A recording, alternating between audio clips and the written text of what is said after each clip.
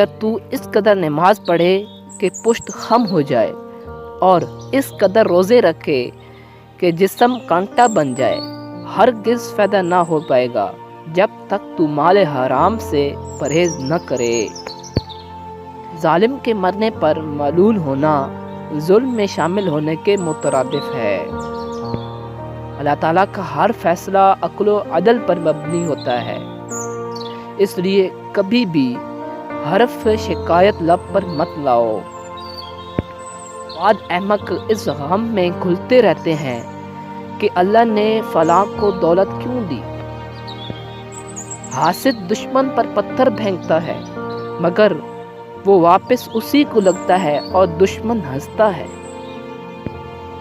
حسد حباست قلب کو زہر کرتا ہے۔ بد خلق سے دشمنی پیدا ہوتی ہے اور دشمنی سے جفاکاری۔ مسئلہ تقدیر ایک مشکل مسئلہ ہے، اس پر بحث نہ کرو۔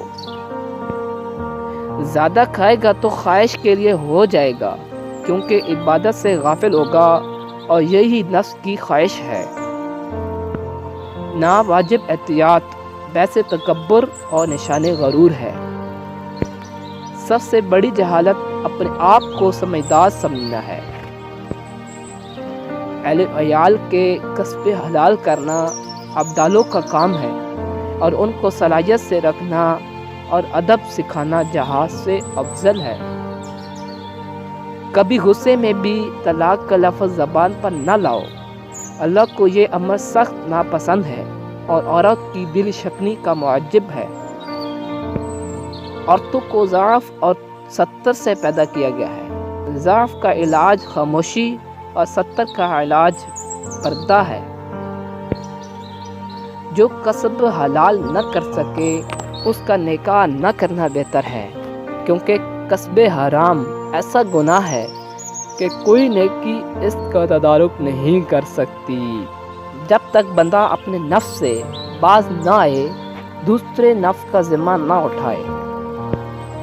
جس شخص کو دنیا کی تجارت اپنے اندر یوں ڈبا لے کہ اسے آخرت کی تجارت یاد ہی نہ رہے، وہ یقیناً بڑا بدبخت ہے۔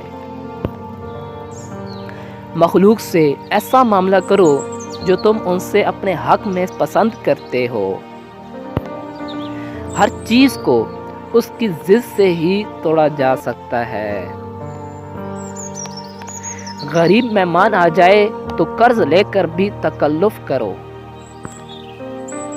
گری ہوئی چیز اطلاق کے بغیر قبضے میں کر لینا لوٹنے کے مترادف ہے۔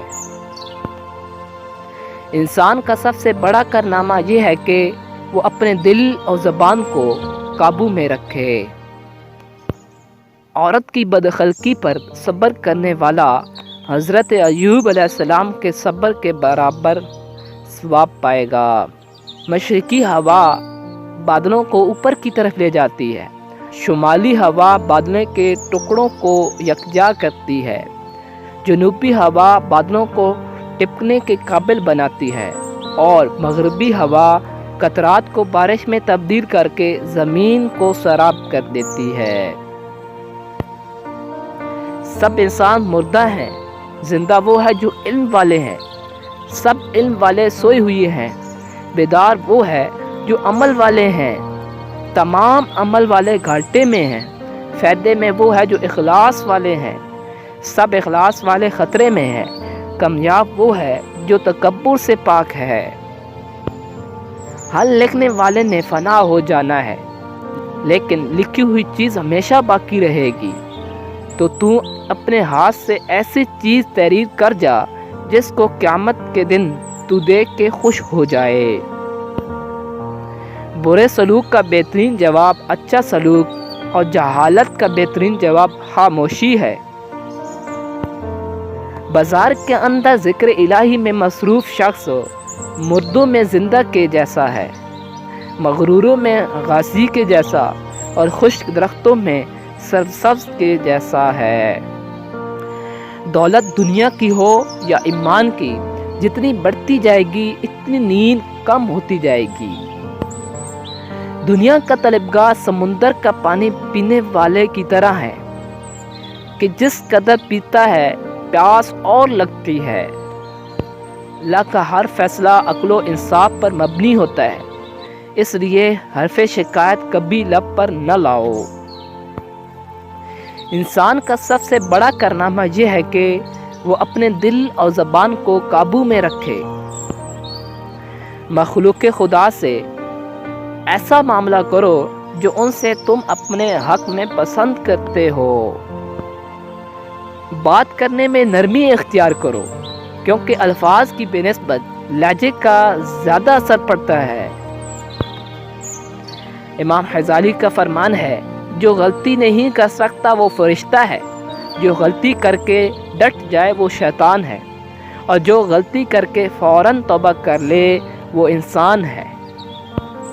جو شخص لوگوں سے بکثرت ملتا ہے وہ ان کی نظروں میں حقیر ہو جاتا ہے۔